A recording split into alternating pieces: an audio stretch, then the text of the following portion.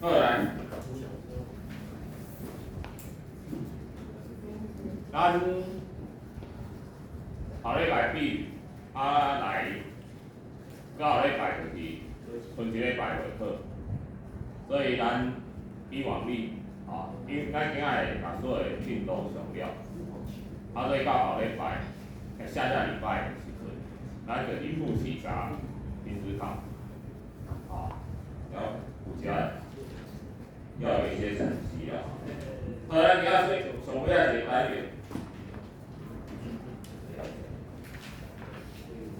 来，6之3，连成的记录上，迄个连成哪一本册？你甲学落吼，哪像册并开，你会看到以前的代志。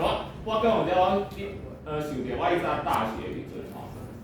要不阮拄开去大学吼，住伫宿舍吼，拢不适应，最不适应啥个？恁厝里，恁敢会家己洗衫？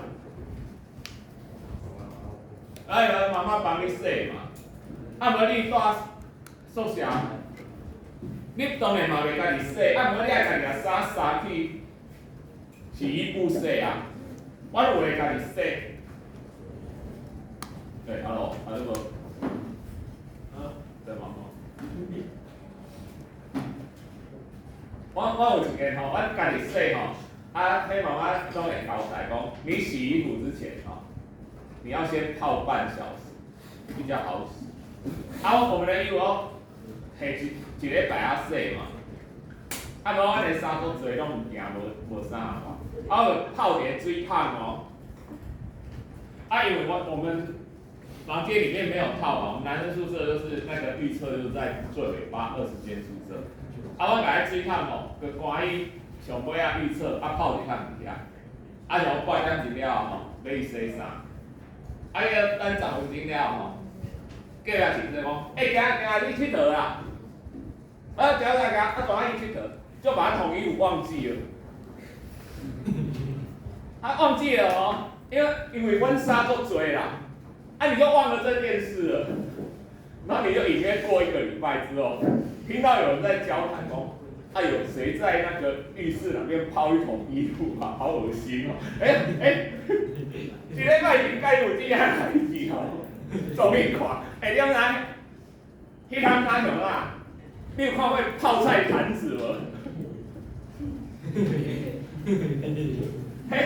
韩国泡菜的坛子，衫的形状甲味道吼，很香。我有的衫吼拢泡足久，结果吼，阮就安怎？迄男生衫吼袂淡，衫摕来吼，有人说男生的衣服只有分2种，一种是脏到不能再穿了，一种是脏的还可以再穿。所以那个衣服又往里背一批，这样一批批，衣服是不是越叠越多？卡在这衣啊，有没有绑起啊？那时候应该来洗衫，好，洗衣袋衫，一领紧。点解咧紧衫过程中吼，你会为即摆的秋装掠到变夏装搁掠变春装这是不是跟盐城的历史有点像？然后就飘下来一张纸，上面是忘了兑半年前的发票。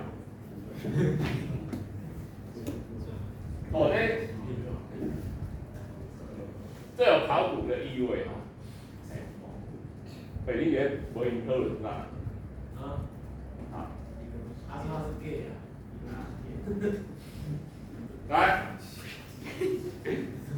来看盐城，能就盐城的记录上，比种是地质事件，比种是化石，地质线上，咱头前二轨断层褶皱、沉积岩、沉积，各一种叫岩脉入侵。什么叫岩脉入侵？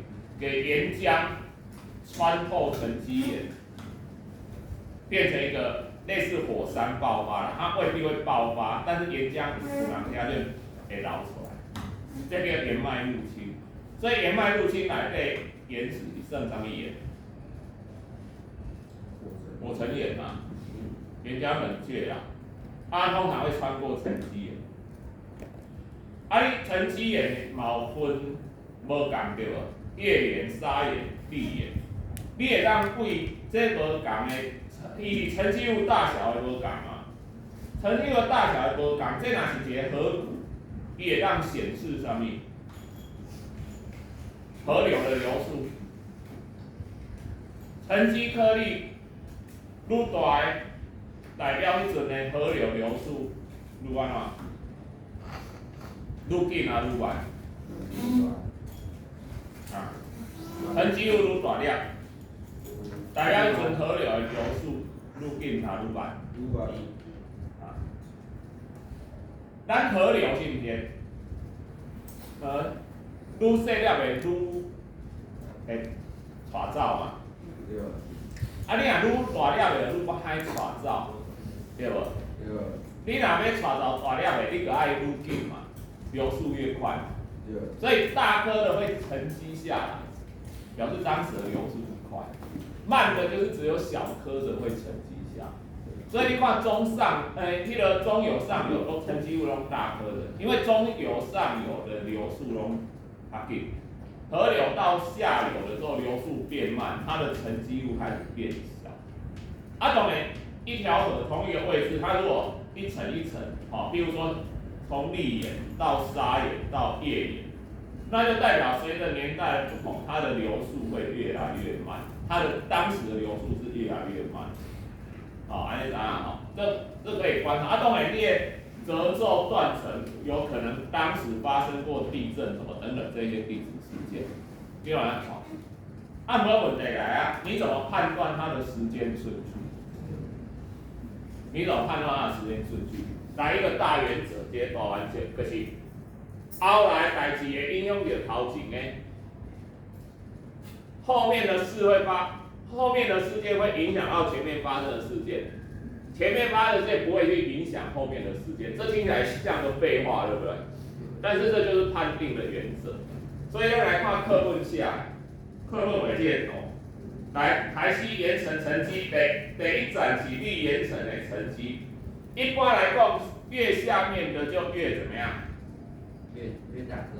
越早嘛，按照地方来讲，假设没有地层反转的剧烈变动，因为如果今天发生地层反转，就倒过来了。正常来讲会愈早会愈下骹，像我感觉披萨呢，即摆是秋天，你去用袂就变夏天，再用袂就变春天，就愈来愈早，越下面的越早。好，来第二个。上面若有河流过去，或者说其他的引力，海浪也可能啊，冰雹，那个冰川也可能，它就会形成一个侵蚀面。每分架那个是平的，沉积应该是平的，但它被侵蚀了，就可能变成凹凸不平，这叫沉积面。沉积面要跟塔节地砂岩层可以，所以砂岩层是冰块。来，岩脉入侵，一条火成岩伫中，这个岩脉入侵，再来发生断层，发生断层，岩脉就断掉了，然后表面又侵蚀作用，所以你的事件倒推回去，对砂岩层的侵蚀是最近的，再来断层，再来岩脉，再来砂岩层，再来是砾岩层表面侵蚀，再来砾岩层成立，这一步一步回去。今仔这条岩脉若无长，有断层，不过岩脉是完整的，代表什么？谁先谁后？是咪个并过来啊？就是先断层再沿脉入侵，也有这个可能啊。因为它后来发生就不会影响前面，所以我沿脉就不会受到断层的影响。安尼咱了解吼。好啊，经管借用之的另外要看吼，这个不简单，这来这个沿脉来讲下顺序，第一个顺序是啥？第一件代志是啥？上面开一转，啥物？利于用之啊，咱讲过无？乙烯溴烟，所以这图，咱即摆学着这图。第一站是啥？沙眼沉积嘛。对。来侵蚀面嘛，沙眼的侵蚀面嘛。来干嘛？叶眼沉积哦，叶眼沉积。好。来问你两件代志，做出两件代志，断层甲叶眼层侵蚀，谁先谁后？叶眼层先侵蚀。这断层有没有被侵蚀？这断层有没有被侵蚀？有没有被那个叶眼层的侵蚀面侵蚀？有啊，对不对？它表面不会这么平整嘛？你今看啊，先发生侵蚀面，然后才发生断层，你是不是一看起来那老土耶？可是它现在完整的，它现在表面是完整的，代表什么？代表这个断层被侵蚀，也就是谁先发生？断层先再侵蚀面。平啊伊跌，那倒闭管我讲的，断层看会跌，咧宾馆就一看嘛，安尼不平整呢，安尼就是侵蚀面完之后，它又发生断层，它形成这个断层，安尼知影啊？好，这是咱第14页，以后去做题目。我讲恁做题目有当时会拄着讲你无法判断的哦，有些题目很做北棒的哦，你冷冰冰哈，你不是所有什么叫无法判断？它没有牵连到啦，一个在这边，一个在那边，他们又没有互相影响到，然后你又没有办法跟其他事件列入顺序。你如果可以知道。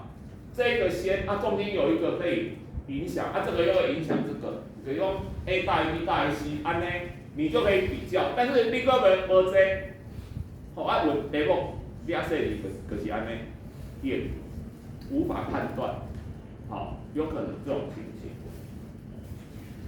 二来，再来讲化石，化石有咱讲的恐龙骨头嘛。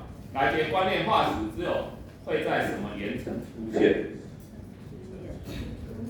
化石当然是沉积岩，像那火成岩、变质岩和化石。对啊，尸骨无存啊！伫岩浆内底，搁伫咧变质的环境下，伊哪有材料？还有化石，还有一个观念哦，化石不是干那骨头尔哦。排泄物、氮，还有一种脚印，还有一种，迄个脚印也算，对，脚印也算。还有一种，迄个根部迄种扛起来，就一个模子安尼，内底尸骨无存啊，外口那边，你石膏灌落，让还原伊的样子。你看嘛，那个。意大利那个庞贝城灰树为火山爆发，突然间爆发岩浆就来把人逮落你嘛岩浆冷却了把岩浆爆出来，高热内底人真正尸骨无存。不过你模子灌进去，把那个当时的人还原连他们惊恐的表情都可以看得出来他一瞬间就灌模了但是人就蒸发掉了所以有这种化石，好，我们根据化石把它分成地质年代，来按画地质年代表。来，上开始叫做前寒武纪，一个前寒武纪是因为古生代的开始，叫做寒武纪，所以这就是前寒武纪。为寒武纪开始叫古生代，寒武纪大概几当时？伊的单位是百万，你看181的你管这个地质年代表吼，寒武纪大概在100万嘛，百万、千万、亿嘛，大概在5亿4千万年前，寒武纪开始。这个寒武纪开始有一个特征，有一个名词，我们来听过无，叫做寒武纪生命大爆发。第一个，你寒武纪尽管外星人登陆地球，伊看咧地球。迄阵地球顶管敢有生命？有啊，5亿4千万年前，蓝绿菌、蓝绿藻是，毋是20-30亿前，头前就有啊。啊，不然那个肉眼会不会看到啊？无啊，所以伊阵来到旅行来到地球伊看到是啥物都看无啊，除非伊甲迄个土偶转去，去用显微镜看，哎呀，有蓝绿藻、蓝绿菌。那地球是一片死寂哦，可是从这个寒武纪生命大爆发开始，海里的、陆地的，一片老雷滚滚。迄阵呢，外星人来后，一个看到地球很热闹，来哦，会有寒武纪生命大爆发，一定是迄阵地球的环境发生一件代志，才导致原来就有生命，可是呢，突然生命大爆发，那时候地球的环境出现了一件很重要的事，你有看吗？才导致生命大爆发。然后提示，那是大气层，臭氧层破洞。臭氧在那时候形成。平常臭氧是挡紫外线，紫外线也伤害生物细胞，所以以前的生命为了怕被臭氧照到受伤，那个见光死，那才是标准的见光死啊。什么地方才能抵挡臭氧层？山洞。除了什么地方才能抵挡紫外线？除了臭氧层之外，我只能用水，而且水要很深。所以那时候只有什么生命存在？只有海绵宝宝，怎么样？我乱讲。因为它住在深深的大海。哦。很好笑哎。等到臭氧层形成，等到臭氧层形成之后，浅海上岸了，所以就产生说过没？寒武纪生命大爆发，就产生了。来，所以咱讲分成寒武纪包括做做什么凹陶机制，这免背啦，你知这，但是你有一个概念，这是古生代的。再分下一季，从寒武纪开始，凹陶纪、自由纪、凝成纪、石炭纪、二叠纪，一个古生代。好，刷落来。中生代，中生代有3个纪对吧？二叠纪、三叠纪、侏罗纪、白垩纪，来第3个新生代。我讲的会分这种历史年代，就是为生物的化石去分的。所以是安怎的？为古生代，古生代的类就是伊的指标化石叫三叶虫，三叶虫你有食过？你食袂着啦吼。但是三叶虫伫个古生代的海里，几乎遍布全地球。按照因为中生代开始就消失了。一个物种为什么消失灭绝？单单环境变化无法适应，它的演化无法适应，或者它演化别种，它演化成别种，原来这种就灭绝。所以古生代之后，所以三叶虫叫做古生代的指标化石。指标化石的意思讲，你一个地层铺着三叶虫，你就会确定这个地层就是古生代的地层，就是古生代的地层。可像你啊，你这个地层挖到恐龙，你就可以确定它是中生代的地层，因为为中生代结束，恐龙就灭绝。新生代的代表性动物是什么？就你我，哺乳类，哺乳类动物。所以就是这样划分的。好，你看过《侏罗纪公园》？很恐龙没有？《侏罗纪公园》这部影片有对恐龙的那个历史有误导性。侏罗纪公园内底明星暴龙、迅猛龙，第一，伊内底迅猛龙唔对，你有看过无？伊内底迅猛龙虽然无暴龙那大啊，暴龙是2、3层楼啊悬吼。迅猛龙虽然无遐悬，不过迅猛龙你也来教训伊头壳嘛要拄着天花板啊。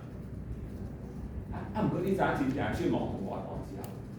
跟一只火鸡差不多，比你还矮。它是中生代末期的恐龙。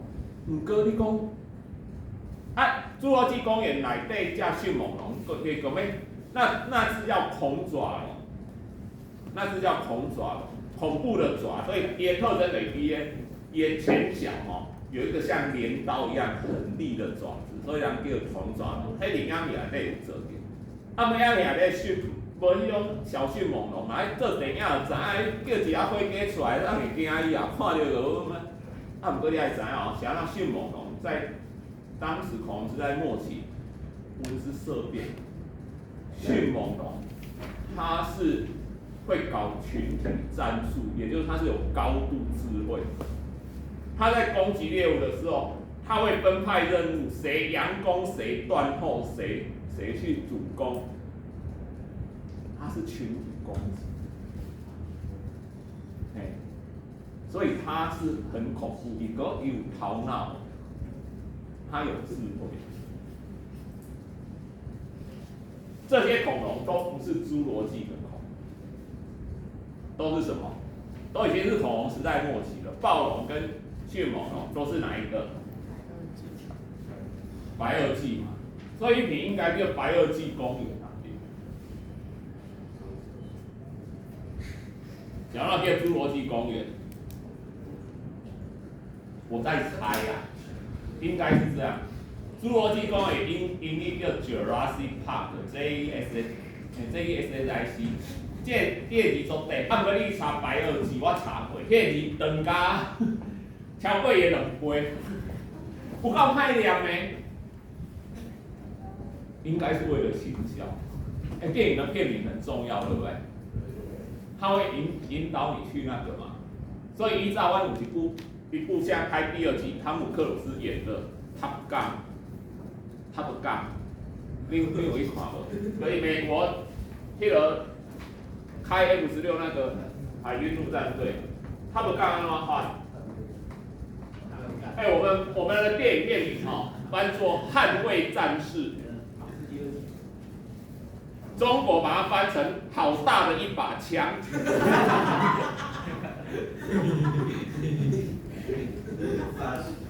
跟女朋友说，妹妹啊，我们去看好大的一把枪，变态。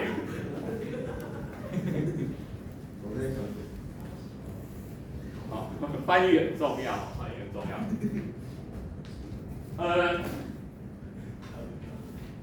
咱讲起想让恐龙灭亡，想让为中生代结束，恐龙几乎一夕之间灭亡。我是讲我细汉时阵看恐龙的册，我相信很多男生小时候都很喜欢恐龙。我跟我儿子都这样，都是恐龙迷。嘿，我儿子吼，伊只要看到恐龙图鉴就买，我存一堆恐龙图鉴哦，我说玩夜间故事，我拢很恐龙一看。一看到吼，迄专有名词，啥物马门溪龙啦，吼，迄个有一个吼，迄个雅琪啊，吼，我买恐龙送伊做礼物，迄老板底下讲，弟弟，你看这只暴龙好可爱，它不是暴龙，它是牛龙，结果我回家查图鉴，真的，因为那一只看起来跟暴龙很像，可是暴龙的背是平的。它做了一凸一凸的，所以这个真的是牛龙哦。嘿，然后你刚头家有地名嘛？所以我小时候去看恐龙图鉴的时候，里面谈到恐龙为什么灭亡，他就跟你说，恐龙灭亡的原因有下面1、2、3、4、5、6。你跟你去买一杯恐龙，你会看到才过这样几十年哦。我小时候离现在也不到50年。你看到恐龙的书，它已经告诉你恐龙灭亡的原因就是什么。他会跟你讲1、2、3、4、5、6可能了，为什么？在这几十年间，科学家已经找到确定的答案，而且全世界的科学家都公认了。怎么找到的呢？我先不直接讲，这个故事是地质学家的好几个地质试验表，他发现有个地质学家发现一件奇怪的事，这是古时候的 A 土层，这是后来沉积的 B 土层，在 A 跟 B 之间发现一层粘土层，这个粘土层上去化验，内底有一种金属元素叫做铱。你做几个看过吼？俄伊铂金汞，这个铱很特别，因为铱在地表的含量很低，但是这一层粘土的铱含量高于地表的10几倍以上。但是铱会在哪里看到？陨石。还有一个。全世界的地质学家都在这个年代的位置，全世界几乎全世界哦，都找到这一个，后来他们把它叫做 K 层，这一层是全世界，然后它的年代就对应到6500万年前。根据这个科学家的推论。也6500万年前，有一个足大的陨石击落地球，导致恐龙灭亡。问题是在哪里？科学家一直不知道在哪里。后来因为有一家石油公司在专看地层的时候，他发现了那个。南美洲加勒比海默斯科湾那边有一个很奇怪的地方，它有一个半圆在海底，这两个组起来是一个很圆的大圆哦。你知道自然界要形成一个什么正磁线正圆，这是几乎不可能的事，它自然形成一定是弯弯曲曲的嘛，就它是那么的圆，你甚至。你要很高，它因为只有一半在陆地海底了，你还看不到。它这个是实有探测，它就记录下这个。科学家并一对照，又去那边采集，他就确定这一个撞击点就是6500万年前小行星的撞击点，而且还根据这个圆的大小，把当时小行星大量生出来，这颗小行星的直径大概10公里，10公里，10公里连外太空啊尘埃耶。不过你也知影，当初是迄粒跌落来，当它触地的时候，它的尾巴还超过喜马拉雅山，喜马拉雅山8公里多而已。这样一颗石头砸下来，我跟你讲，它还没接触地面之前，南美、北美附近，它要落地附近的森林全部着火，高热，摩擦大地层产生的高热，已经导致还没有触地之前，所有的森林、树木全部烧起来。弄掉一瞬间，那个震波几乎导致整个附近南美大陆、北美大陆的恐龙一瞬间死亡，所有生物啦，不止。啊，你讲啊个遐挑伊尔，咱个有亚洲、欧洲，迄个非洲的猫恐龙啊，啊想要绝种，耍了发现它没来。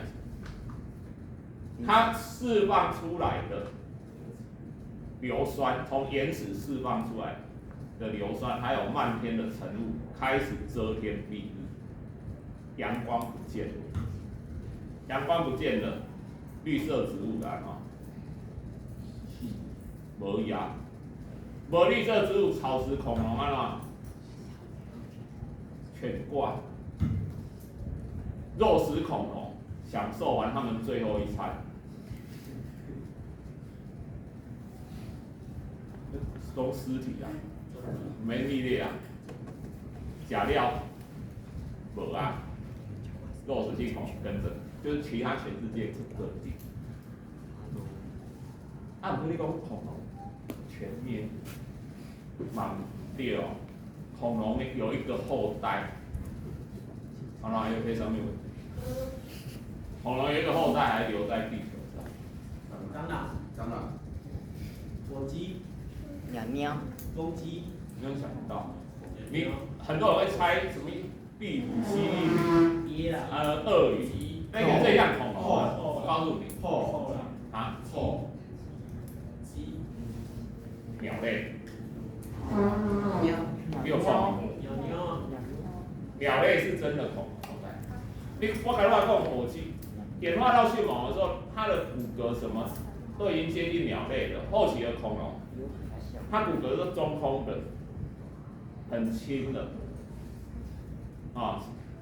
鸟类体积小，它又可以飞翔，所以它就保留。我讲来那讲啊，当时如果没有那颗毁天灭地的小行星，哺乳类不会起来，哺乳类比中生代是被爬虫类压着打，大型爬虫类灭亡之后。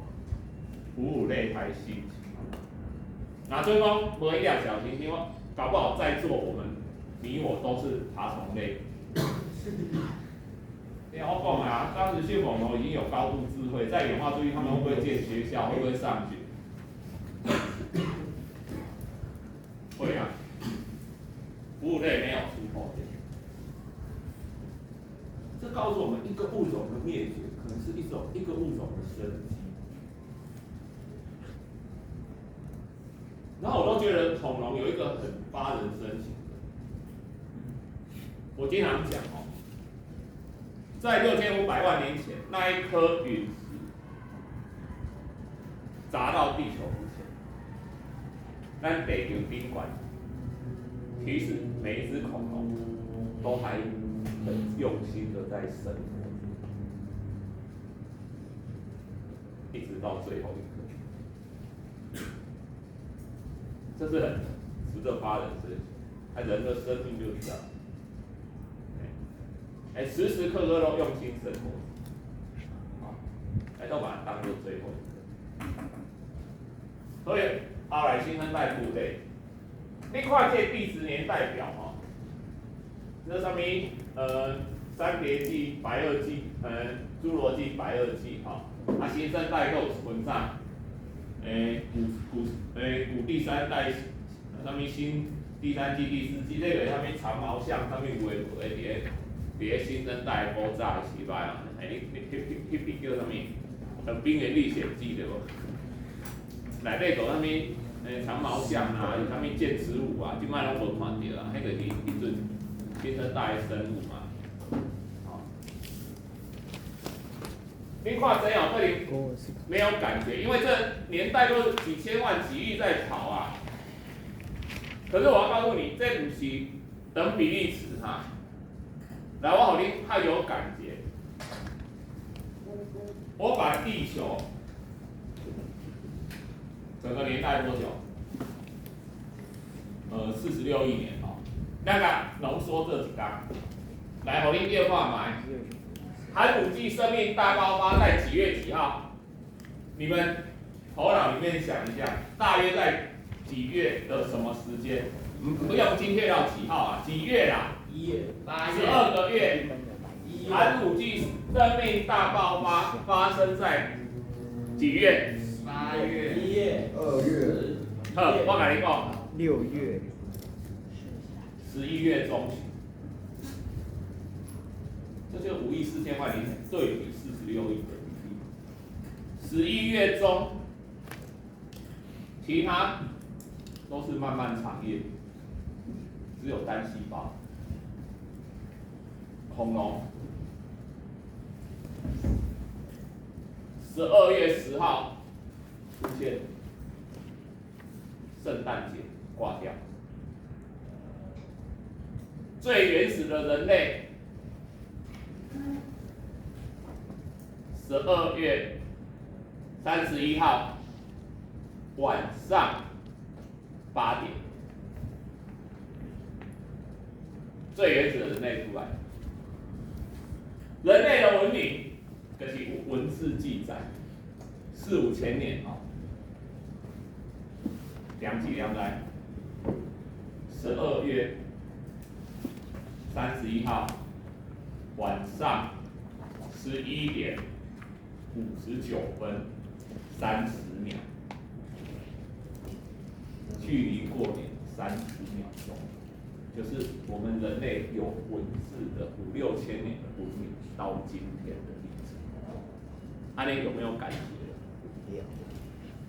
这告诉我们，生物演化是愈来愈紧的哦，愈来愈紧。所以这题目咱们离写袂落啊。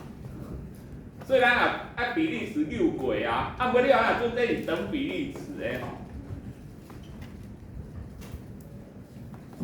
所以这个咱讲的恐龙就是迄个终身，咱要做一个指标化石咱甲我讲的恐龙是中生代陆地上的指标化石，海里的指标化石是菊石，古生代海里是三叶虫，现在的哺乳类，上面一个指标化石可以，它在那个年代生存的范围空间要怎么样？大还小？一定足大的，全地球拢有嘛。无你讲咱迄个所在找对俩，你个迄个所在引进尔，白个所在袂引进。然后它们的生存时间要怎么样？时间要怎么样？它到底空间啊，要大还小？原则上要小。就是讲，三叶虫只生存在古生代，中生代有看无啊？那中生代有三叶虫，新生代有三叶虫，三叶虫到进都有挂诶。你物理化石你也知影这是古生代，所以短是相对而言呐，就是只有古生代有，那么古生代还有。然后公简让你们更有感的例子哦，这个年代，白垩纪的明星恐龙是暴龙，你要把侏罗纪的明星恐龙是霸主啦、红啦，叫做翼龙、异特龙，也有人叫异特龙，它跟暴龙很像，只是它前爪比较大，但是身高比暴龙矮。你要知道哦，我们人跟暴龙的距离，比暴龙跟翼龙的距离还要近哦。你无法想象，对不对？那个恐龙时代，那些都恐龙时代，咱家暴龙的生存年代是6500万年，暴龙的白垩纪跟翼龙的侏罗纪是1亿2000万年，多很多，对不对？所以我们那到恐龙时代，我们离暴龙、比暴龙、离翼龙还要近哦。这让你们有一些对地质年代这种比例尺的体会。哼。